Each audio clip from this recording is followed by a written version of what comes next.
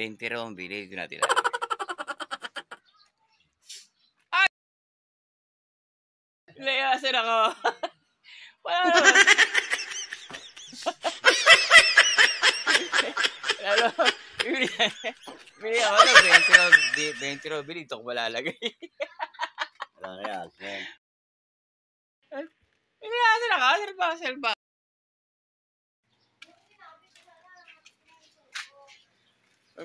Bibili ako 20, sabi tanong ko magkano bili 20. Ay ko, sige ako 20. Kailangan mo na. Dito ko pala lagay. Ito na 20 yan, sabi niya 20. Nilayasan akong bigla, pusit. Ito na bumalik. 20 ras ang kilo. Tao. Kaya dyan na lang ako, punta ako dyan. Teka, may lagyan ako sa baso. Ito, punin mo, 20 pesos ha?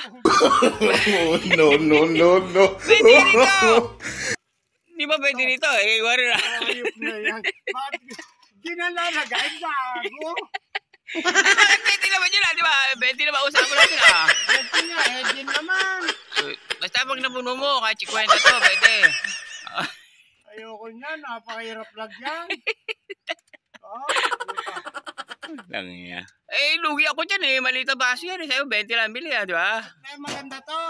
Ito mo, nalalakayan pa nga ako. Lagyan ka ba dyan? Oo. Ito maliit ha. Maliit ang butas ha. Para ano. May pantreta nga sa ano to. Ang 30 ba ito? Ito nga, kahit basic 50 to. Basta ito lang papunin mo. Sa Maynila na, Mika, 50 pang ang bili. Ganun ba? Nangyayat talaga.